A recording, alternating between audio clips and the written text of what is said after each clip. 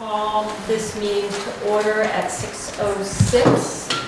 I just have one add somehow, communications, even though I reviewed it, communications are not on here, so if we could add that on to, right under the clerk's report, communications.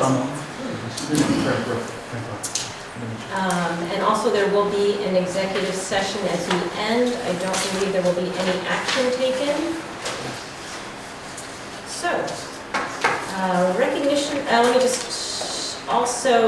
give some ground rules, because if people are here to public comment, please, for the record, if you could state your name before you speak. Any comments should be directed to the chair. The comments should have a bearing on the topic that we're discussing. No personal attacks, and in order to have public comment, you have to be recognized. We generally allow for public comment at the end of the initial board discussion before a vote on any topic. I should also let people know that in terms of the representation discussion tonight, we are not going to have that at the request of the Brattleboro representatives, because there is not a Brattleboro representative here. So we can take public comment on it. I have passed out an update from the attorney from a phone call Lyle and I had today with the attorney on those amendments, so I'll update the board, but we will be not having any board deliberation or discussion on representation tonight. Do we have a copy of that? So my ground rules state that you should state your name first. Jody Normando Dummerston? Hello, Jody Normando Dummerston. Do we have a copy of that? I did not. I would try very hard to print out the copy, but my printer only prints like half what I want it to print. So I got it back from him at 1 o'clock today. We had the conversation. Can we have it to you? I can do that. Thank you. Do you have my email? I do, yes. Yes. Stu Nadave. I came primarily to make some comments, if I have any that are appropriate, on the Climate Change Council, so I will save that for that issue then. So, but I want to use this time to put out two other things.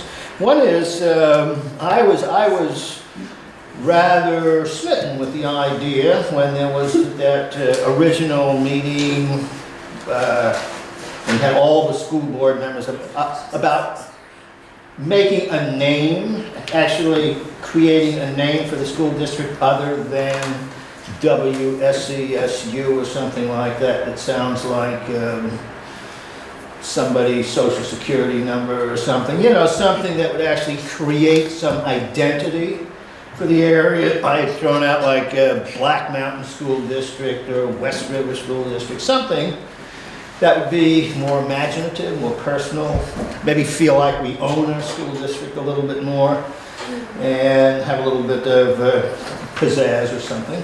So that was one comment. I hope that gets pursued at some point. The other comment was, I'm aware that it is an 8-member board, and that's kind of that can be a tricky number to work with, and I'd like to suggest for all you to think about, and I hope this goes into the minutes for those who read minutes,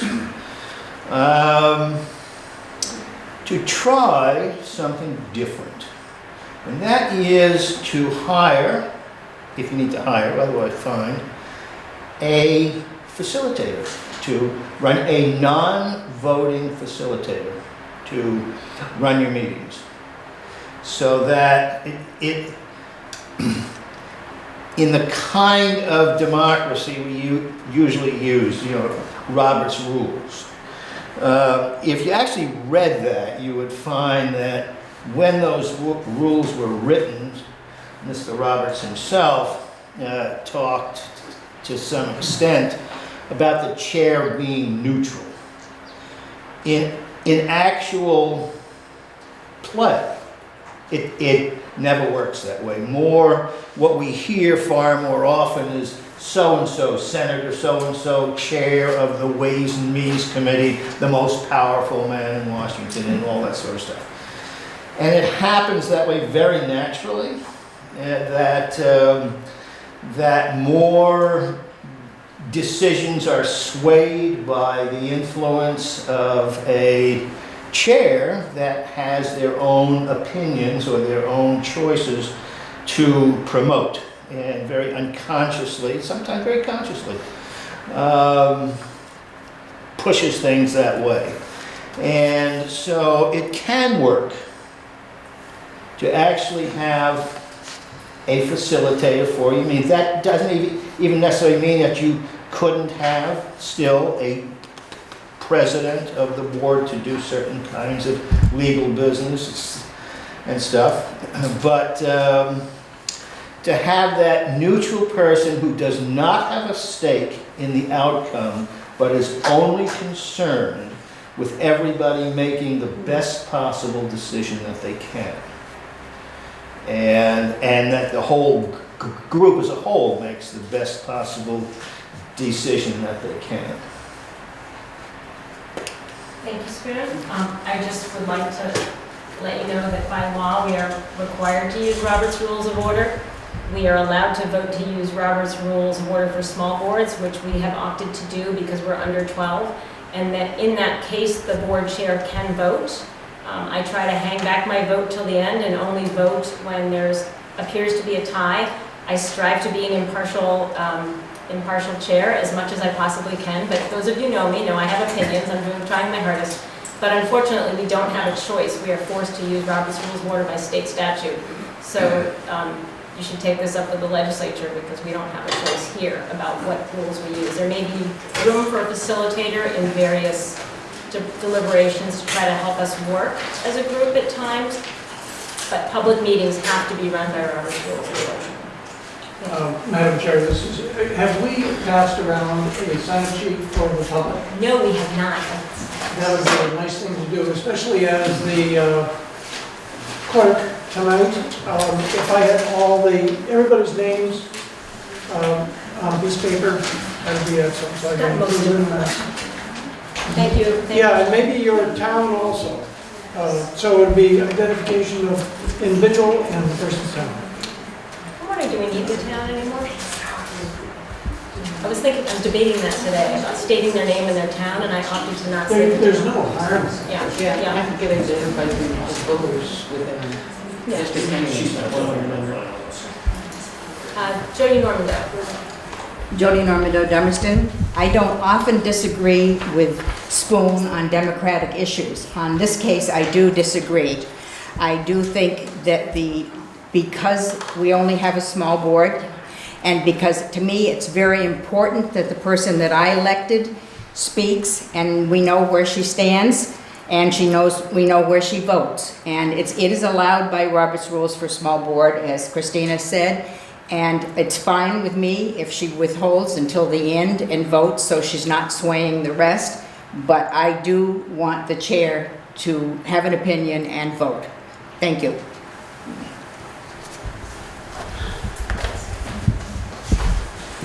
My name is Clerk. I'm from Brattleboro. I would like to extend this academic debate a little bit longer. I think Spoon is on point, and that Robert's Rules provides, as established by law, are the bylaws of this body, and Robert's Rules provides for procedures to amend the rules. So you could have, by that procedure of amending the rules, you could, within the framework of Robert's Rules, amend the bylaws to create a facilitator position, which would not inhibit Madam Naylor's vote.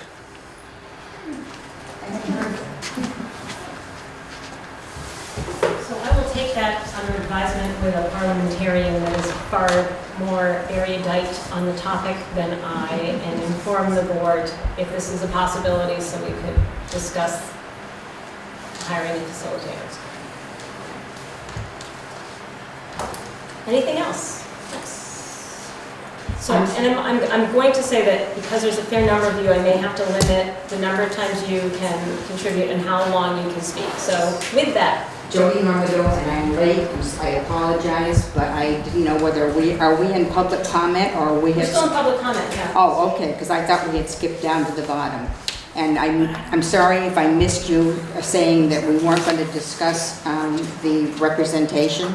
So we are not going to debate or deliberate on representation today. I will be informing the board about the update from the attorney, and we will take public comment on it.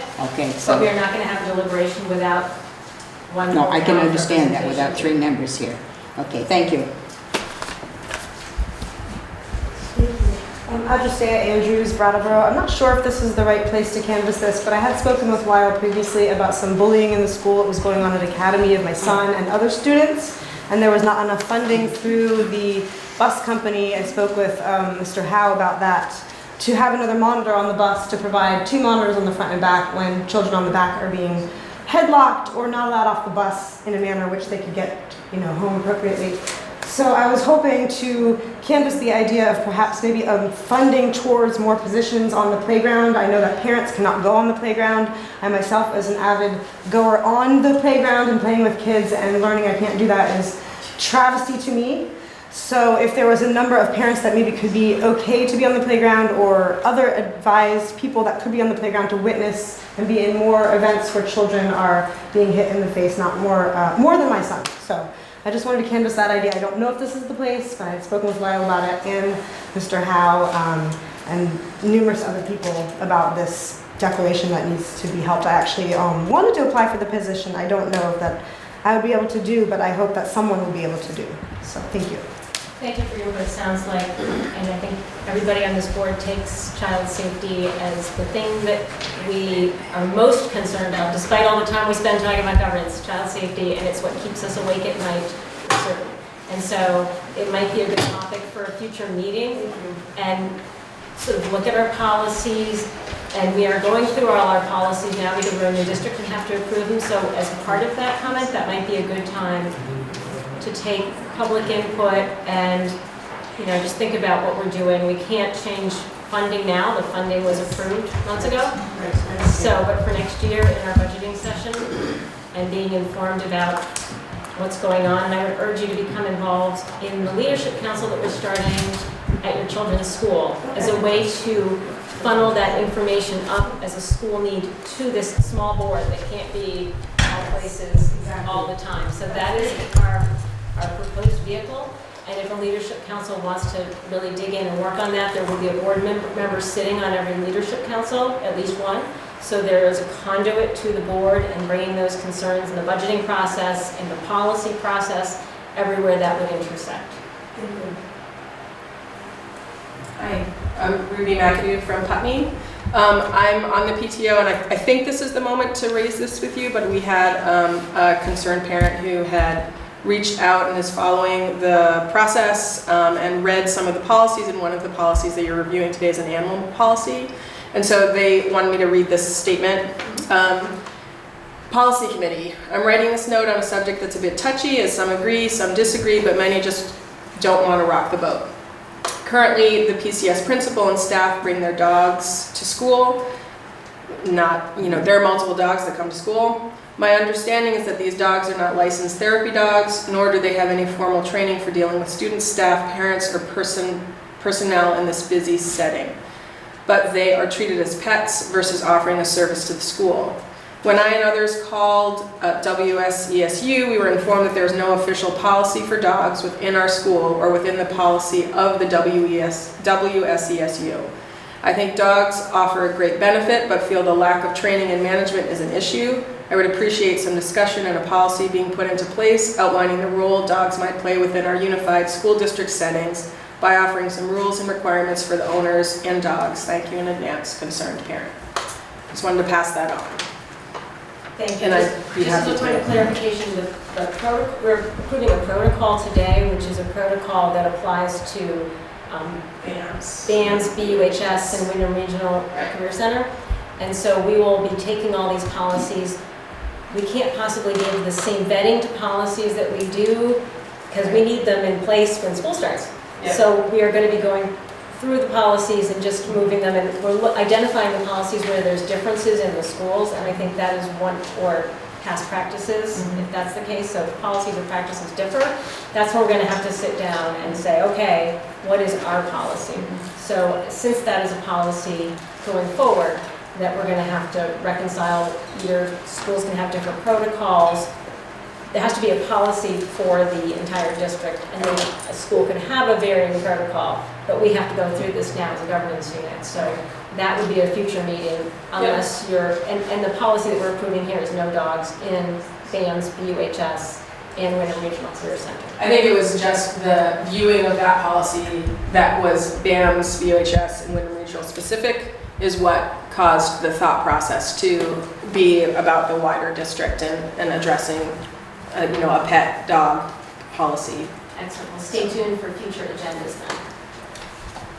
Okay. Moving along, I will turn over, Sean, do you want to speak to the Finance Committee? Warrants? I was wondering, are you going to include communication? Oh, sorry, geez, I forgot it after I said that after this. Sorry, communications, thank you, Sean. I do have a sort of a question, and it's a little bit of a comment. I have been receiving emails, as I'm sure the rest of the board has, from individuals in the town of Brattleboro. And so I took the liberty to respond. And I'm not exactly sure whether that's in the purview of a single director for the WSESD to respond to an individual of the public. And so if we could clarify that, then I know that I'm either out of bounds or in bounds. And maybe then my job's wrong, if I'm out of bounds. Oh, you're not getting out that easy. You're clerk tonight, the interim chair of the Finance Committee. So I think if you were taking action, I think to thank somebody for their input. I was looking for comments. So if I think that's fine if you're going to bring it, but you can't make any promises on behalf Oh, of no, people no, or no, take no. any action. No, just asking questions. Oh. Yeah. I've been through people before, Sean, and I will literally say things like, I can't speak for the entire board, Right. and that. Okay. I think we're all agreed that that's been the past practice, and just as long as you're not saying, sure, I'll take care of this for you, we're all going to do this, then, okay. Those would not be words that. Excellent. So yes, I've Okay. received a few. That's it. So those are the communications. You Yep. received a few Yep. communications about representation, which I think the whole board was CC'd on, Yeah. so I didn't forward those. I sent everybody today a little summary of our conversation with Mark Ottinger. I sent out the committee report listing that went out, and I received communication back from Ann that she is on the Personnel Committee. The reason I couldn't hear it was because she was sitting next to me on the tape. So I'm going to send out a revised committee list that has Ann on the Personnel Committee, and Emily sent along the one-line description of the Diversity and Equity Committee.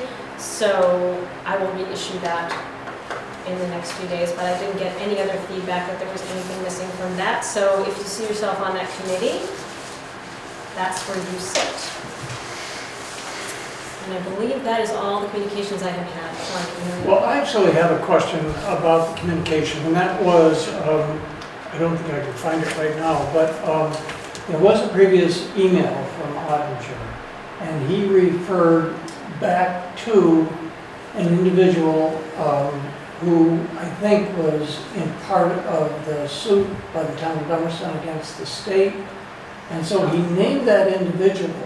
And ever since I have seen that email, I questioned the validity of an individual from a specific town who's bringing a suit against the state, the validity of that Mr. Ottinger for even mentioning it. Because it seemed totally inappropriate to me, because she's not a board member. It didn't seem appropriate. So when I knew that you were going to talk to him today, I was up at South Pond, so I wasn't going to come all the way back to join that conversation. But I thought that would be a question that I would have asked him. So my understanding of that was he was trying to clarify the intent because he thought, I believe it had come from her, when it really had come from the board. So he was, I think, just trying to clarify what the And that was that qualifying the qualifying statement that had come. paragraph that Yeah. goes at the end of the Yes. Articles of Agreement. So I think he thought it had come from her, so I believe he contacted, my understanding is that he contacted her to say, was this your writing? And she said, no, that came from the board. this was, I think, what they were trying to do, but she was not. Okay, well, I would question the legitimacy of that comment a little bit. So, that's all. So, any other communications from anybody that maybe the board did not get, or I'm just always concerned about the electrons not making it, so if you got something and you think you forwarded it to the board, now's the time. Speak now or forever hold your peace. Excellent, we can move on to finances.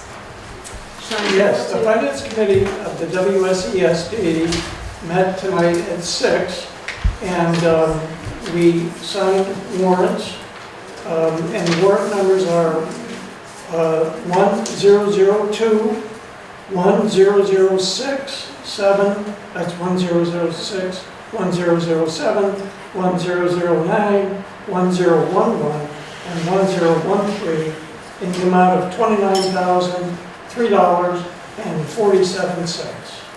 In addition to that, we were given really an overview and a lesson in accounting by Frank Rucker,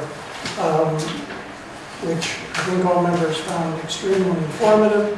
And it all has to do with how the finances are controlled and the payments dispersed, income, revenue accepted by the WSESD. So we have a lot to learn, but 3 of us were here for that presentation, and I think it was a really good start.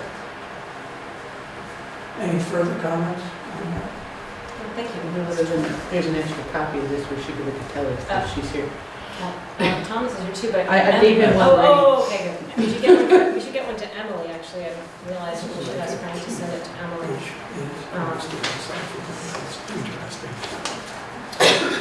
So I would entertain a motion that the full board approves the warrants as listed by Sean, dated July 17th, 2019, the amount of $29,003.47.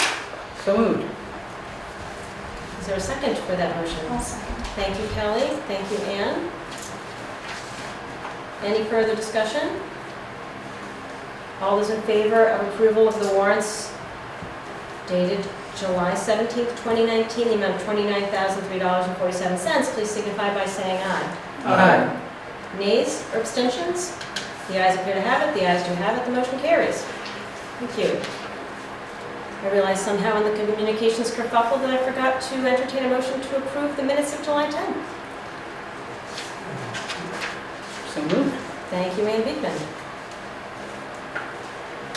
Do I have a second on the I approval of second. minutes? Thank you.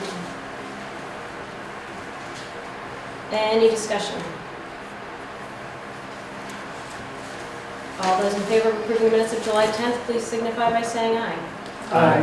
Nays or abstentions? The ayes appear to have it. The ayes have it. The motion carries. The minutes are approved. Any update while we're on minutes? Any update on? If you're here anyway, you could be making money and taking the minutes. It's a paid position. If anybody here, or instead of watching at home, you can come hang out with us and take minutes. And I think it was, how much were we? We were negotiating between 75 and 100. Between $75 and $100 to take minutes for the boards. It is. So Most far- of the time, it is a good deal. So far, we have only advertised it internally. If there comes a point where you want me to advertise it externally, I will need some direction. Okay. Well, I consider it somewhat done externally now, in a viewing audience. And I think it would be really helpful because it really takes away from a person's ability to participate in discussion. So unless I hear objection from the board, I think I will work with Lyle. If we don't hear something in the next few days, I'll work with Lyle on trying to advertise externally for a board reporter. Okay. So the committee list, which I spoke about, moving on to just, we don't have unfinished business, isn't that lovely? So under new business, I sent out that committee list, as I mentioned, and I wanted to have a quick discussion with the board about how you envision this proceeding, because we're putting all sorts of boards to their committees in all sorts of ways. And so to come to a consensus about if a committee does a report and circulates it beforehand, which would be my preference, so that people don't have to try to read on the fly. It's not my forte, so I like to know if I have a question about something, so wherever possible, with the exception of Finance Committee, which tends to meet right before the meeting, but maybe we remove that meeting date so that people can get a committee report, because finance is really important. That would be my preference, is that every committee, when they meet, takes minutes. The minutes could form the basis of a report if there's any additional information that needs to go out to board members, and then we have for committee reports, if there's something that needs to be presented, committees would do that. Otherwise, we would consider the minutes would be the topic. Yes. Yeah, in the BUHS District 6, Finance Subcommittee meetings, Frank always does the minutes. Because he sits there and types minutes, and so that relieves the board members from doing it, and then he submits them. By the time we get home, so I would prefer to keep that. So I would prefer to have the Finance Committee meetings and maybe we shouldn't talk about this right now, but right at the central office. This is much more convenient for Frank.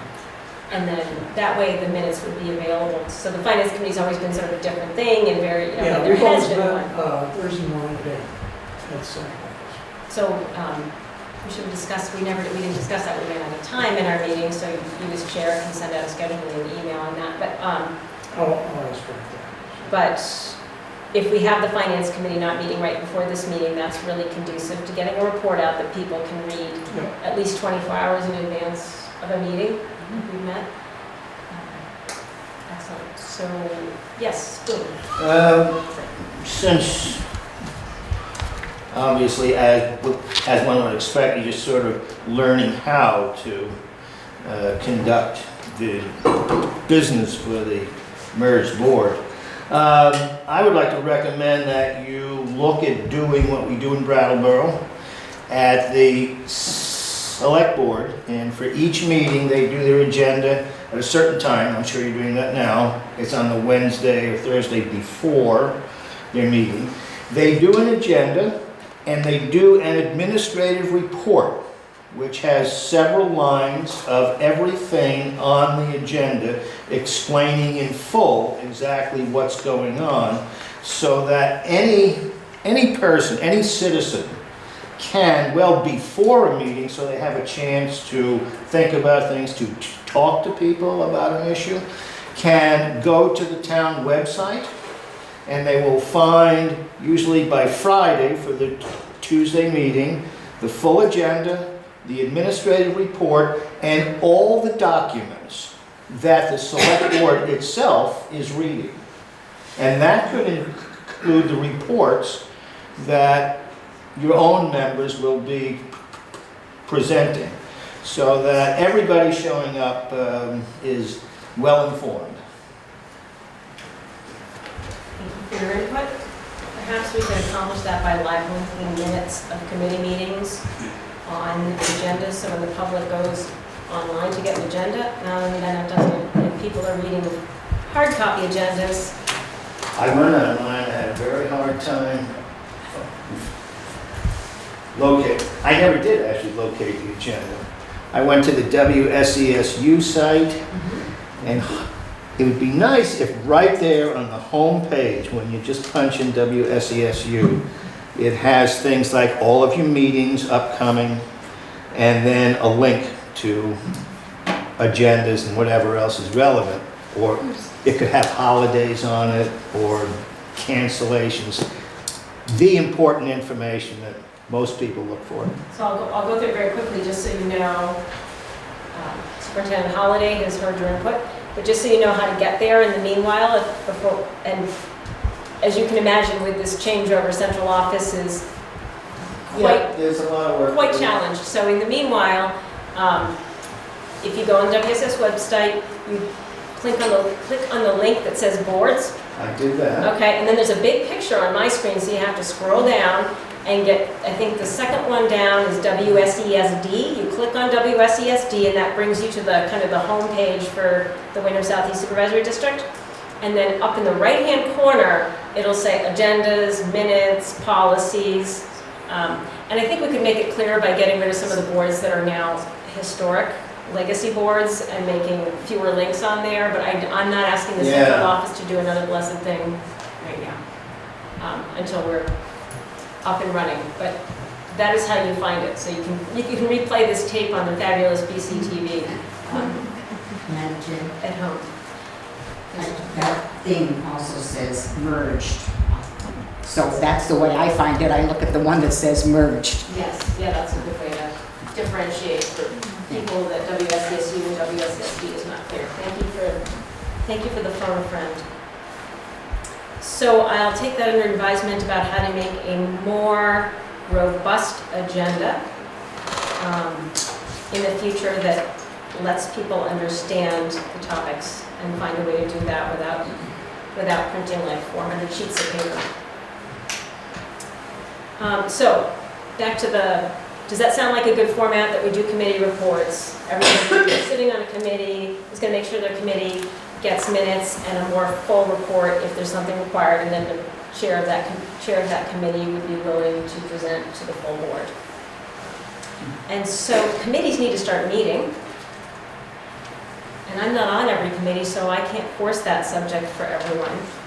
And a chair needs to be elected for the committee. So as you know, it is not a violation of open meeting law to use email to schedule, and none of the committees are actually a quorum of the board, so you're even doubly protected there.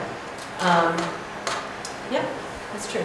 So if committees could, let's see, the personnel committee's already started meeting, finance has started meeting, but if members of personnel, diversity, programmatic and performance equity, communications has already been meeting, but we need a chair. If they could email each other in the next couple of days and just get to a point where you can meet and get a chair and discuss agenda topics upcoming, it would be very helpful.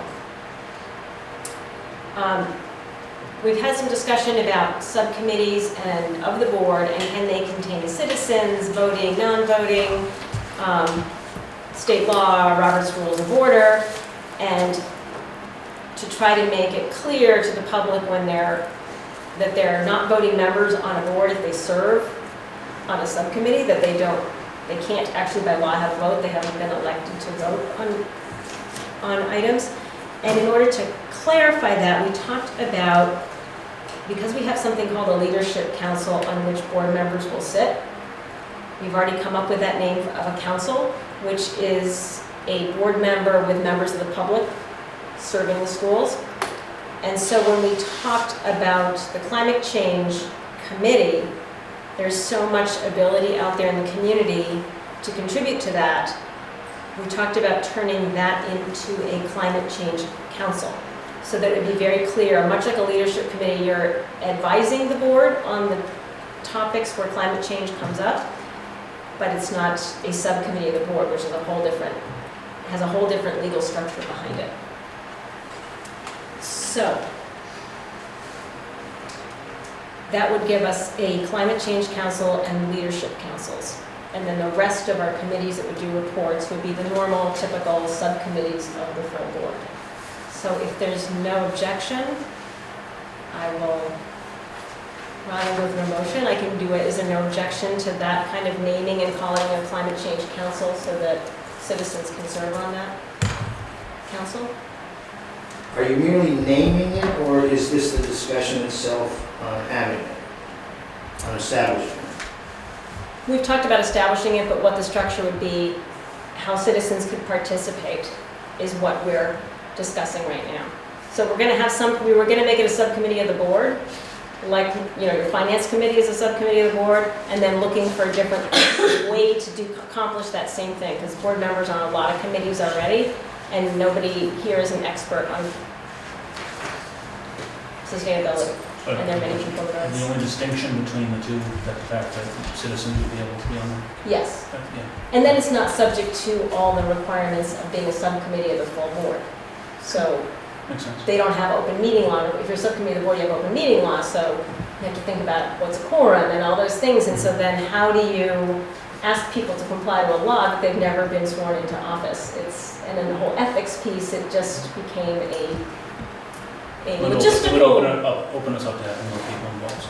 sounds good. But yet, our goal Makes is to sense. open it up to more people. Yep. Our goal is to do that, and then our goal is also to stay out of trouble. And so this would seem like a way to accomplish that goal. Yes, Sean? So if this were made into a motion, would it be by policy as opposed to an amendment to the articles? Yes, that would be a policy. It'd be a policy. Yes. Okay. Well, then I would make a motion that the WSESD board establish a policy that would be a citizen-led policy for a climate change council. Citizen-led or citizen-inclusive? Well, citizen, yeah, it would be citizens as opposed to the board. So Citizen-inclusive might be, like, what you had in mind when citizen-led? What? I'm sorry. Citizen-inclusive rather than citizen-led. Well, it would be citizens as opposed to board members. Board members could sit on it as well. Yes. Yeah. So citizen But it would be established by policy. by policy, yeah. So your motion is that the WSE establish a policy that recognizes a citizen-led climate change council. Yes, Is that a good wording of your I think so. motion? Yes. Does that satisfy you? I'm just a little confused by it, but okay. What is your, I'm just, well, we can talk about that in a second. well, because the board would have the ability to actually make things happen, unlike the citizens there telling, like, they can't actually require the schools to do it. But we can, so. So The much like, leadership part was the only part that threw me. Having citizens there, absolutely. Yeah. Well, at any rate, the committee would be reporting back to the board, so it's all Okay. recommendations That's anyway, true. so. like a leadership council. Yeah, That's it was genuinely a question, Yeah, not like Well, we a probably joke. should second the No, motion. it's. Sorry, yeah, we're discussing the motion, but we like the motion. So was there a second on that motion? Second. Any discussion from the board on establishing the council to advise the board on sustainability issues as they come in front of us, purchasing decisions, policies?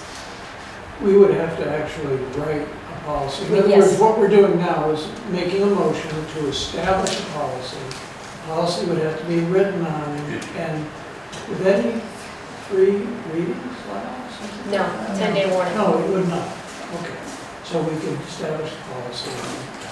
Refer to the policy committee, Yeah. and then the policy committee can bring it to a future meeting that creates the policy, and then you can go forward to establish the policy. Any further board comment on that council motion for the climate change? Any public? Yes. My name's Kurt Dimes, I'm from Brattleboro. I don't think, I favor the establishment of the committee. However, I don't think this is an appropriate way to address the non-binding vote. So I'll remind you the wording that I got from the website's account of the minutes from that meeting. The moderator read the revised Dimes motion that every regular meeting of the school board include an agenda item regarding the climate crisis and so forth. And that purchasing decisions be made with a lens to the hidden environmental, racial, equity, and diversity costs that also arise. The intent of that resolution was that climate change as an emergency must stay in your minds. And it would only work to that effect if you assured that the committee reported at every meeting or that you indeed had it in your regular agenda template, like preliminaries and approving the minutes of the previous meeting and so forth. That's the way that recognizes the feeling of emergency that I think many people in the public have, so that they can be assured that, like national security during a wartime, which the climate crisis approaches, that it's always on the agenda for them to address. That's always on the agenda for them to address, not just because it's important, but also because they want to be able to address it not just with comments, but with motions and things that can't be disregarded as a comment can legitimately be disregarded. But if it's on the agenda, you have to recognize the voters when they come with their comments about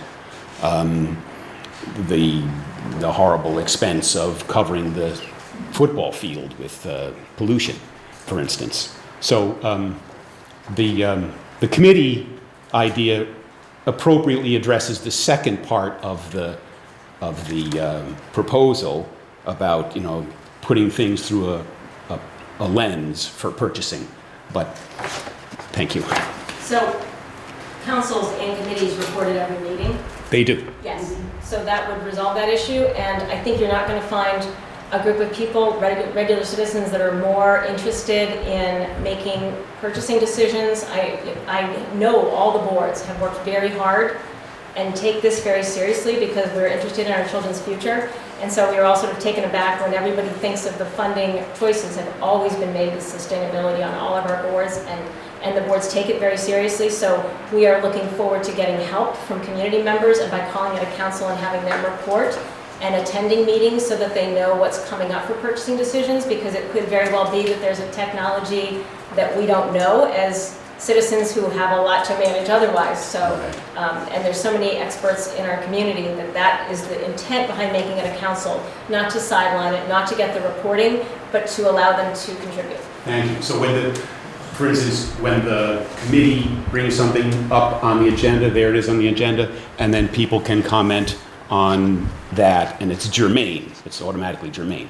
Exactly, because there's a committee report and there'll be minutes so the board can review it, and if we have questions, we can all be prepared. So it will follow the same format as a committee.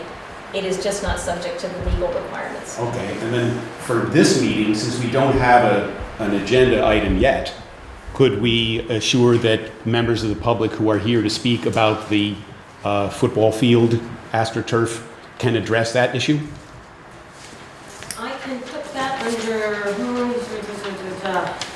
there's no other business. We could have done it under public comment. It is going to be, okay, it's going to be on our agenda for next meeting. A whole discussion of turf committee. I know it's summer and people can't be available, so if it's acceptable to the board, while we're talking about Climate Change Council as being a place where you could talk about it, I would allow public comment. Well, how about today? I mean, right now, yes. Oh, great. I would allow limited, because limited public comment on that topic, although we will be discussing it at our next meeting. There's going to be a presentation about it. Thank you, Madam Chair. So with that said, is there anybody here? I didn't see anybody saying no. Is there anybody here that had a comment on the turf for the board?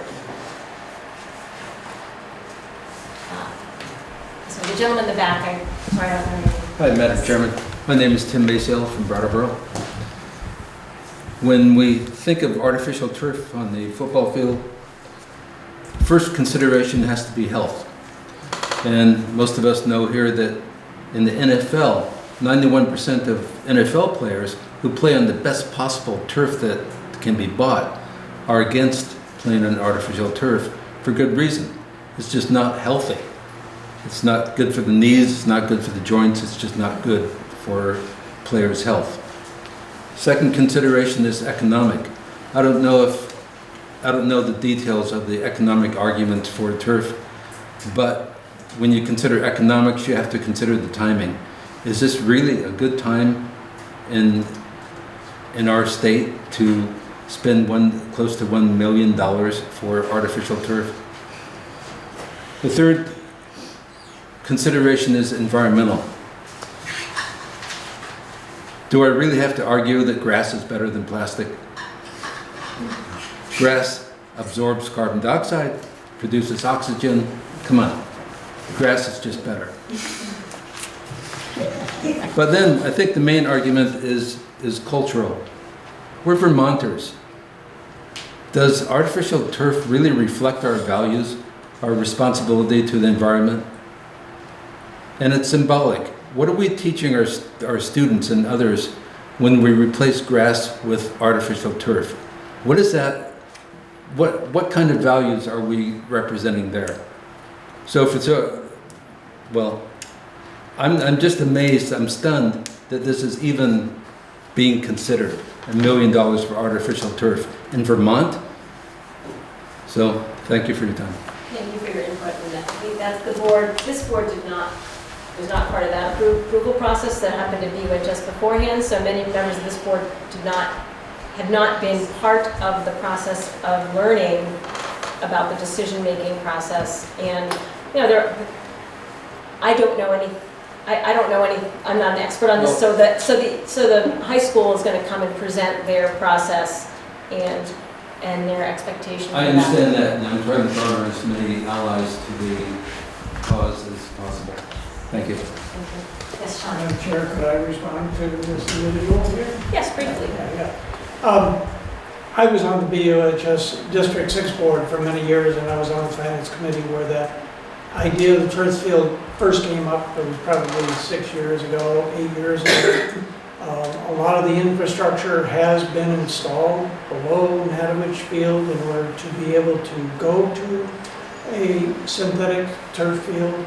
The reasons for it is that the Natowich Field, as it is now, is only used really for football. We have no place to have soccer playoff games at BUHS because the infield of Tenney Field impinges onto the soccer field. So in addition to that, we're adding more sports at Brattleboro Union High School. There's now going to be an ultimate frisbee this coming fall. And obviously because of Title IX, thank goodness, there have been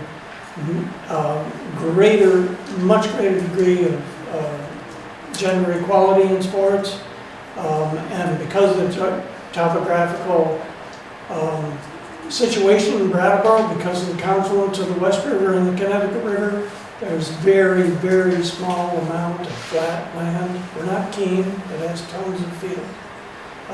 And so there's a tremendous field crunch, and you can use a turf field instead of 20 times a year fall, you can use it 200 times. So it really speaks, in my mind, I wasn't particularly in favor of it when I first heard about it, but if you look at the opportunities that it's going to be presented to our high school athletes, it really does solve an unbelievable amount of problems. So don't talk about it. That's the reason that the turf field that's the genesis of the idea of a turf field. And in actual fact, it was on the 12th of June, there was a meeting at the high school, and it was well publicized, and that was the meeting where the public voted in favor of, if necessary, borrowing the money to do the turf fields already in the capital plan and has been for many years for District 6. So that's my view. Thank you, Sean. And if I may, there are a couple of individuals that came in. Oh, and yeah, didn't sign please the sign in sheet. so we get your name right to meet statutory. I'll go to you next, even though you were ahead, but you've spoken a few times. If you could just state your name. For Oh, the sure. record, sorry. Shannon Cheney, I'm from Putney, or I live in Putney. Just sort of a point from a different perspective, as an athlete for 20-something odd years, he has played on AstroTurf. Sitting here at 41 with an impending double knee replacement, having had to play on AstroTurf many, many times. In my experience, both in high school and at university, it was more of an economic choice than it was we want this field to be a great field for the kids. It was more, we want to host playoffs because that generates revenue. And while I understand that, from from a business side, the long-term effects of the AstroTurf on bodies, on human bodies and on the environment should be a bigger consideration than, just like, because back then I'm thinking, oh, it's Astro, we can play in the winter, we can have these training sessions, and, my high school really needed the funds. And so, from that point of view, I understood it, and I was young and I was like, I'm invincible and I'll be fine. But now I'm sitting here with a 7-year-old and a 2-year-old, barely able to walk because of the AstroTurf that I played on for many, many years. We played on grass too, but the Astro is what really did me in. And so I'm just wondering, and obviously this could be a bigger discussion when you guys have it at the next meeting, but it just like from an former athlete's perspective, and what, going forward now that I'm a mother, what it feels like to spend that kind of money, whether you borrow it or it's in someone's back pocket, on something like an AstroTurf field, when kids can't afford summer camps, kids can't afford food. It's like we're talking like lunch budgets and different things and penny pinching for all these other programs. Yet AstroTurf is what's happening. So like from and again, I'll do a little bit more digging with my own research and educate myself a little bit more, because I'm not from Brattleboro and I wasn't there at that meeting and all that. But I do have many, many years of experience with that kind of field, and it's very unsafe. And what he said, the gentleman in the back with the injuries, that research is plentiful. Knees, joints, like just anything that could possibly happen, it will blow your legs apart. You could be the best athlete in the world and it will still do it to you. So, I don't know, I just felt the need to kind of share that and get that out there, because that's a perspective that needs to be remembered, because at the end of the day, these are the kids, school is for the children, it's not for the board, it's not for us, it's for the kids who are attending the school and the kids who are going to be attending the school in the future. Thank you for your perspective as a mom and a former athlete, and good luck with writing your years of life. Jody. Jody Maruda. I want to echo everything this gentleman said. I think ecologically it is really, really bad, and I'd like to do some more research on it. I'm concerned about what you do in 10 years when you have to replace it. I don't think because the infrastructure is under there now that we have to continue, and I think a bunch of us should do some more research before your next meeting, because your next meeting is going to be positive. I mentioned at one of the other meetings, maybe it was the annual meeting, that the property next door is for sale. And for that kind of money, you might be able to buy that land and rework that land. I mean, it'll take a little bit to rework it and be able to use the regular, the regular ground. I am probably not going to be, my granddaughters are probably not going to like what I say, because they're one of the girls from Title IX who needs the space. But I think things can be worked out without going to the AstroTurf. Thank you, Jody. I'd like to add also, because I read a bit about the subject, and maybe to illustrate, it's not, when we speak of the health problems, as this woman said, they are injury problems, and they pile up, they wear away. You wear away your ACL, your knees, and it's pretty rough, and that's why the professional leagues all moved away from that. And I know it's very tempting. We get all kinds of technology and new means. Like in 1965, they built the Astrodome. It had a roof. And everybody said, now we can play every day of the year. We can have controlled climates. Well, since then, only 1 or 2 stadiums have ever been built with roofs, because they just don't work as well.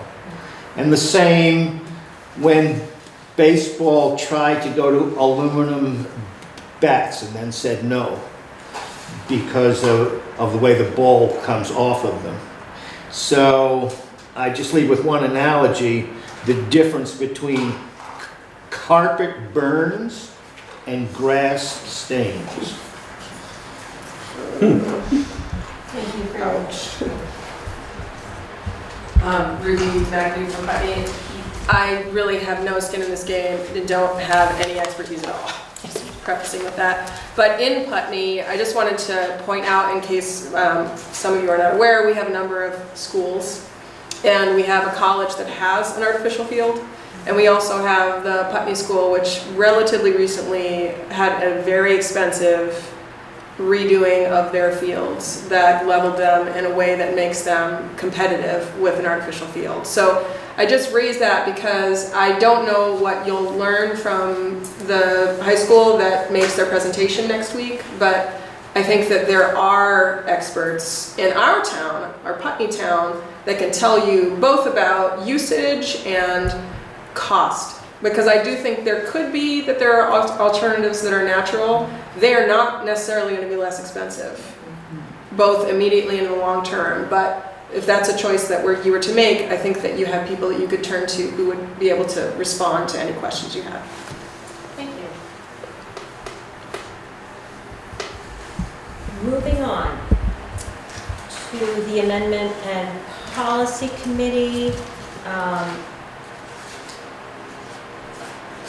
So really the only thing that has happened, we have met, I am the chair of that as well. We moved forward on 4-2-2-2 representation and 3-3-3-3 after David Scholes weighed in on the direction he preferred to go.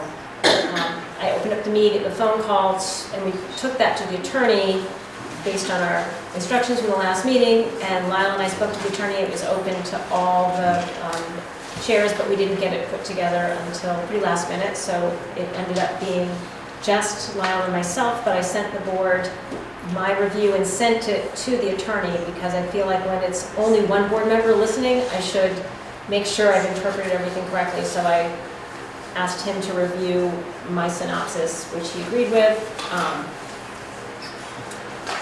His recommendation, basically in a nutshell, was that he did not believe 3-3-3, in his opinion, would suffice to support one person, one vote, but he believed 4-2-2-2 would very much, it's much more in favor of Brattleboro than standing case law has required, that when a court has gone and apportioned a district, they gave the largest community in that case less representation as a percentage of the committee, of the board, than what 4-2-2 would propose. So he feels that 4-2-2 is a very acceptable structure for us to move forward with. And so, based on that, I'm looking for direction from the board in our next meeting to have a discussion about it and move forward. But that's the representation amendment presentation and the amendment policy committee presentation all rolled into one. But I would take any comment from the public on representation, as I promised I would do, and so that we all get home, I'm going to ask people to keep it in the 2-minute mark if possible. Jody Ormondale. Jody Ormondale. I'm concerned, I went to the last meeting, and the first straw vote at that meeting was 3-3-3-3. The second straw vote, I think, was 4-3-3-3. So I'm concerned, as reading the minutes, and the minutes, I took down notes, and the minutes agreed with my notes. I'm concerned about where 4-2-2-2 came in, because David Scholes voted in the committee, but he voted for 5-2-2-2 with no second vote. So I'm concerned about that, number one. So let me address things one at a time because it's getting later, and you know how I get when it gets later. Are you going to take it out of my time? No. Okay. So the committee agreed that they were going to weight the first votes more, and David Scholes, having not given a vote, a second vote, said he preferred the 4-2-2-2. I don't know if it made it in the minutes, but I called David Scholes and said that was what my understanding was, and he agreed with me. So if we were only taking the first part of if we were only taking the first choice votes, 42221, 422 was the most, no, not 422, O-N-E, W-O-N. 4222. It got one in the first. No, I got two. Oh, with David, it got two, yes. 43333 got four. No, that's not mine. That was in the minutes, and that's what I took down too, and I agreed with the minutes. I have them right here. Yeah, there were 4 for 3 in the original. For first and second choice? There were not 4 first choice votes, because there were first choice votes and second choice votes. First vote was 4 for 3333. And taking. There were 4 votes. There were 4 total votes, but people had a first choice and a second choice. No, there was 4 first choice votes. For 3333. Oh, yeah. Oh, yeah, so we went to, sorry, okay. And taking into consideration both of them, there were 4 for 4333.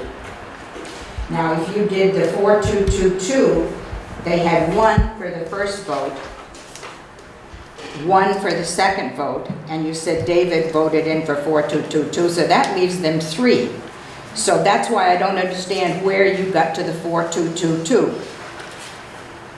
I think that David's was added there, so that's 2 there. This is down here. But then she called and he added it there, and they weighted the first votes more. I thought he added it as a second vote. I think, I don't know. So there were 2 top votes. The minutes say there were 2 top votes, thank you, Ann Beekman, for 4222, plus 1 second choice vote. That's what the minutes reflect. There was 1 first choice vote for 4333, plus 3 for second choice, but the board was weighting, the committee was weighting the top votes more than the second choice votes. And David Skoll's second choice vote was for 422. So that made 1 first vote for 4222, 3 second votes for 4222. Anyway, I just, if you're taking time away from everybody here, I just wanted to bring that to your attention and wanted to know why you changed. One of the other things that bothered me about the minutes of the committee minutes, was that one board member said that Guilford and Dummerston couldn't get people.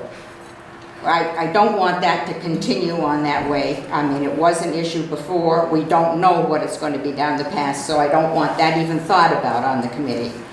The other thing that I want to make clear is the Vermont School Boards Association, when they gave us the amendments, the default amendments, they gave equal representation to every town with 2222. You mean the State Board of Education, The not the Vermont State? Yes, the State Board of Is it the school Education. board? Vermont School Boards, yeah, okay, you're right.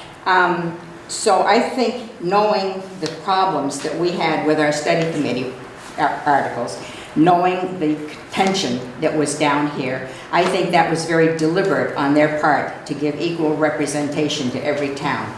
And I would encourage you to do that. That way, everybody is equal going in. The other thing is, we heard for years, they're all our students. Now all of a sudden, we're hearing they're my students, they're my students, they're my students. The 2222, the equal representation, makes you say that they're all our students, number one, and makes it like you have to work things out. You don't have one, we're in the very unusual spot because we have the one big town and the 3 or 4 small towns, and the state board understood that, and I think they were very wise to make it equal, and I would hope the board would consider continuing to make it equal, or we're right down the same path again.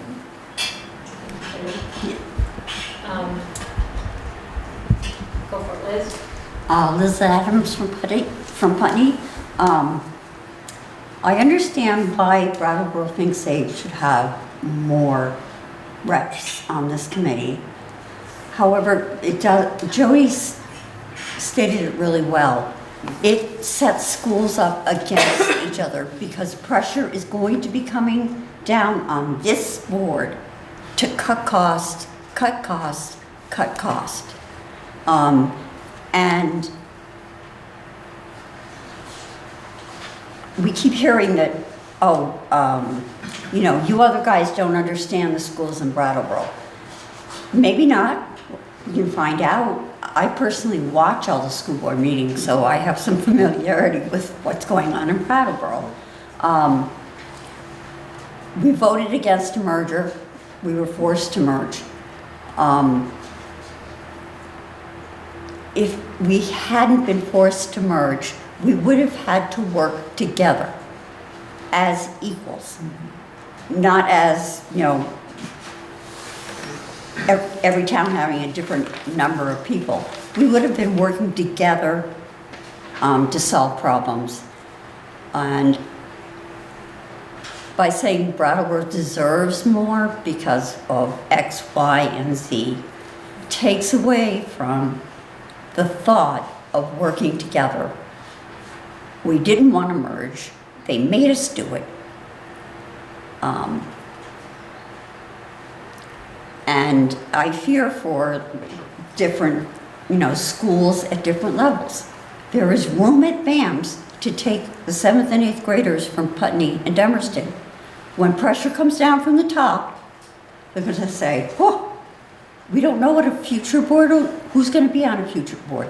This board, I'm not worried about people who sit on here, but future boards, that's the issue. And if you take those programs away from the two schools, then a kid who doesn't fit in at BAMS can't ask the superintendent to go to a different middle school where they can fit in and be successful. Thank you, Liz. Appreciate that. It's been very brief because we've got.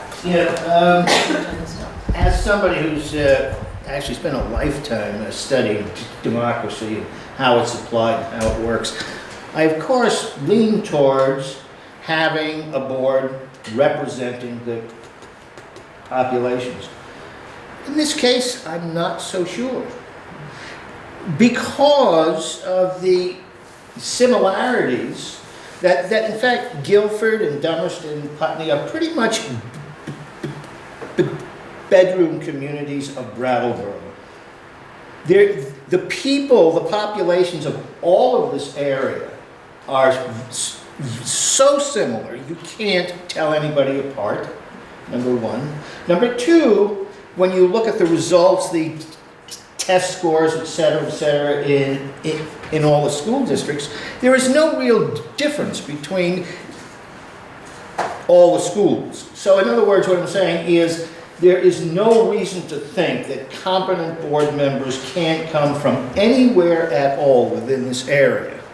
And that it in fact, in spite of it kind of calling for a weighted board, my feeling is it should be left the way it is until it's clearer what a change actually accomplishes other than just fulfilling a point of democracy. Thank you, Steve. There is a desire on the board also, I should let you know, there's a desire to get some more board members on here because we think it's too small a board that we have operating here to do all the heavy lifts. That's another goal. We have two goals. The unanimous goal is that we increase board membership, and then there's this discussion of the Brattleboro representation. So we are sort of looking at wanting to make a change to increase membership. So that's just a point of information. So I think we can move along from representation amendment discussion until our next meeting. Leadership Council policy discussion. The Policy and Amendment Committee did not have a chance to draft wording on that. We were kind of managing a lot of vacation time for people. So I think I'm going to put that on the agenda for the next Policy and Amendment Committee to work on some draft language so that we can, I think we looked originally at leaving it very open-ended. and we have had draft language about it, but I think the board there's been a lot of feedback from board members and from the public saying they'd like things a little bit more spelled out. So I'm going to put that on the policy committee agenda so we can discuss that next meeting, and then hopefully have a policy to warn so we can get them up and running by September. And one of the other issues that came up, which Ann pointed out, is there is a structure at the WRCC that could potentially work as a leadership council, maybe, maybe not, and I wanted to have a board discussion on that once the policy and amendment committee has worked on that. Does anybody else have anything to add to leadership council policy discussions? Or that pathway, that we come up with a policy and explain it at the next meeting briefly? Hearing none. Moving on to approve local school protocols. I would entertain a motion to approve the BAMS, BUHS, WRCC local school protocols listed on the agenda. Roughly LSP 1 through 16, missing 3 and 5. Thank you, Ann Beekman. Do I have a second? Second. Thank you, Sean Murphy. I have a question. How do we review what they are? So they went out with no, they are listed on the website. Usually Barb sends them out, but you know what? I don't think she sent them.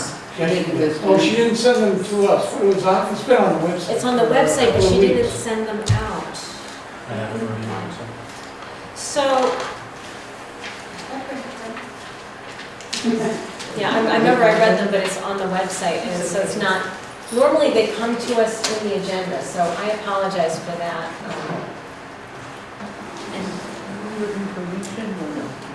So, and I was going to print them out, so I can tell you what they are, and so I'll just back up for a second. It's really important that these local school policies, now called protocols because they differ from board policies, these are policies happening in the school. The high school especially really needs to have these in place prior to the first day of school. We need to approve policies for the whole district, but these policies exist and have just been rewritten so that the governance names have changed. I don't think there were any other substantive changes made. There's no other, right? There was no other highlighted items. Right, that's what I recollect. Thank you, Tara. Yes, Sean. I think there might have been one local policy from the high school that was left out, and that is the informational thing about whether students opt out giving the military their It's not the content. military. It's in the list. I saw this button. Okay. I thought it was on the list, but I couldn't find it. Yeah. Oh, it's It's 10? LSP3. It's Oh, number 10? she didn't warn it. Okay, so it's in the list, but it's not warned, so that will have to be warned for another time. Okay. That's LSP3. Yeah. Oh, Okay. good catch, Sean. Excellent Oh, work. I was the one that made the motion 15 years ago. I see. This is where tribal knowledge is really helpful. So, is there any discussion about this? And I'm going to just advise that if there is, and I suspect I might know one or two that might be, people want to have them updated, we could approve this current policy and then refer to the Policy and Amendment Committee to take comments from board members about changes they want to have made, but just get it approved because we've done the warning with all these except for LSP3, and then let us know what you want worked on immediately, but then we can put them into a reapproval process and make the changes. And that's the recommendation of Sue Zeglowski, who's VSBA attorney, but also a school board chair, that we do it all at once, and then any that need further work, we pull and spend the time to do that. Madam Chair. Well, I just make sure, does the board have any other immediate? I was just questioning if there's anything controversial in this. It doesn't seem like there's anything very controversial in nothing super controversial, I would say, but there's tweaks that could be made. Yeah, it's always tweaks. And on the policy and planning subcommittee of the high school board, we did indeed regularly review all of the policies for changes in wording or changes in actual policy. So they are reviewed regularly. I'm sorry, Sean. I didn't- Well, I would just like to reiterate what you said, that the high school really needs these, either protocols or policy, depending on the way you know, your term, what the terminology is, but they have to have them, so, and I think we should. Okay. Any further discussion on the motion to approve the policies? All those in favor of the motion to approve the BAM's BUHS WRCC local school protocols? LSP 1, 2, not 3, 4, 7, 8, 9, 10, 11, 12, 13, 14, 15, and 16. Please signify by saying aye. Aye. I'm so confused, I'm sorry, I'm so confused. Can I just finish? Okay, yes, I'm sorry. Nays and abstentions? I'm abstaining. The ayes appear to have it. The ayes have it. The motion carries. Sorry, I had a Robert's Rules little glitch there. Did you have? I just was confused. I don't know how this really goes. This is my first school board meeting, but I had an issue about the attendance policy, and I was curious if that was not something to be discussed or what that was about on these protocols. My children fail if they're sick, and they're straight A students on the honor roll, and specifically one instance where the water fountain was blocked off at a school dance, and my daughter wasn't able to access water, was dehydrated and out of school for 5 days, and her grade was affected. You know, it's like, and this nice woman here has also a problem with that. So I thought if that was going to be addressed, that, you know, we would have something to say. If not, I apologize for bringing it up. So the concern is that we have to get a ton of policies because there's no the state has put us in a real pickle. Okay. In so many ways with this and just really pushing this forward. And so we need to make sure that some policies are in place and that we've approved some policy. And this is the existing policy, so we can't possibly go through the hundreds of policies with the tooth comb that we normally do. There are some policies that, and we have to get the wording in there to say who the governing board is. So we have to go through this crazy process of going through these 100 policies and making sure the right names and directions and titles are in there. Yeah, so we need to get there. We regularly review policy and we'll take public comment. There's 10-day warning, so on that agenda place on the website, you can get on there and it has to be on 10 days, that's the statute requirement. 10 days before we have any vote to adopt a policy, it's warned, and that's warned for specifically that reason. If the public wants to comment or, and we're just 8 humans and a super wonderful superintendent. So, so if there's input that can help us inform and improve policies, we're very interested in doing that. So that's why the statute's there, that's why I'm happy it's there. But for right now, we just need to get something in place so the high school is not, then if you have someone, God forbid, bring a weapon into school, there's nothing. So that's why that makes it really super duper important. So. Okay, thank you. Just a quick question. Some of us from other towns have their own policies. Will they be reviewed as well with the super policies? So I said before, anytime the policies are differing between boards, the policy committee is going to look at those changes, look at those differences, bring it to the full board, explain the issue, and come to some cohesive policy, or where needed, come up with a protocol for an individual school. Yes. Okay, so I'm going to send around a doodle poll to try to schedule a sort of half-day summer retreat. And Lyle had, I hate to put you on the spot, Lyle, I meant to talk to you beforehand about our finance committee meeting. And so I am not recollecting, you had some thoughts, I believe, about what we could talk about. So I thought it would be a good time for us to meet as a board to set both some short-term and long-term goals. What do we want to make sure that we've accomplished in our first 6 months as a new board? Long-term, what are the board's priorities moving forward? And looking at what our mission is. As a full board, we haven't reviewed mission and vision, so looking at that as well. And so when the nuts and bolts, it's a good point, yeah, we should come up for air. we've gotten a budget passed, we're approving like 100 policies, we should maybe have a mission and vision statement. Thank you, Lyle. So I'll send around a doodle poll for that, and we're expecting it would be like a 3 or 4 hour gig, right? Yeah, probably have it either start with lunch and go in the afternoon, or start mid-afternoon into the evening and have dinner or something. So looking for kind of mid-August for that potentially, so I will send around a doodle poll for that. I gotta make sure Thomas is on that. For the next agenda, I have the turf presentation. I have the representation deliberation, and I was going to invite Food Connects to come talk for 15 or 20 minutes, but I'm wondering if that's going to be too much. Because we need, Head Start has some regulations that we're going to need to discuss. It'll be good when Brattleboro representatives are here because they have a history of working with Head Start. I would like to ask Deb Gass if the federal regulations for Head Start are pretty exacting, and we get $2 million.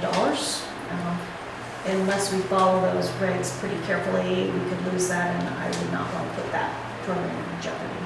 So I'd like to make sure that that's on the agenda for next time. So what do you force, so that would be Deb Gass making that presentation? Yes. So what should I be, in my mind, mentally penciling in so we don't kill everybody here? I would say 10 to 15 minutes. Okay.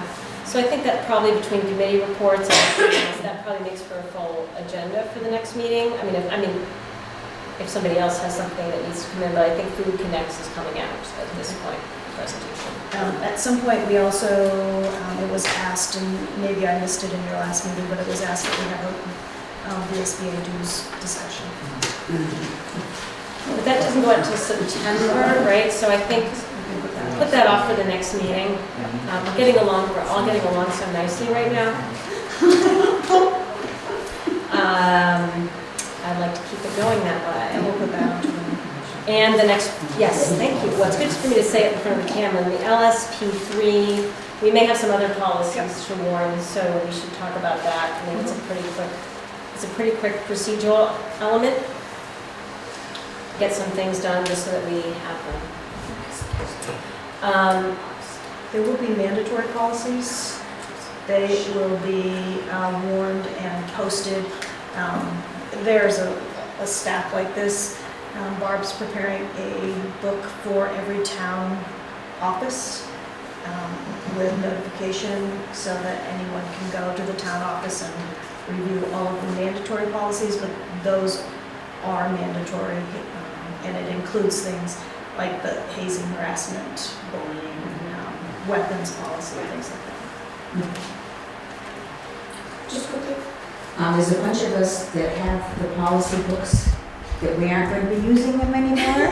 Would you like them back? You want to give it up? You may. I would give it up, but there's more than me, so. Anyone that would like to can just Okay. drop it off or bring it to a meeting and I'll load it back. Okay. And use the notebook.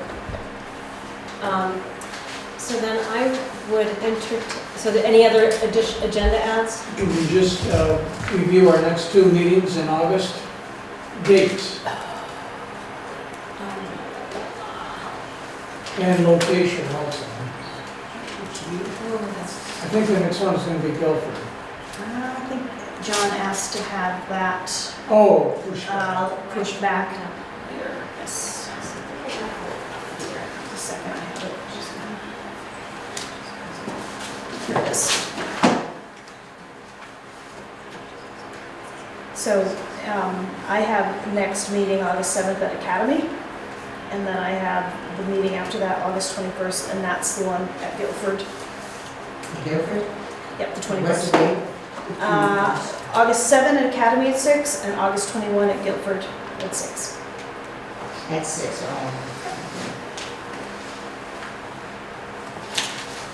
What's that?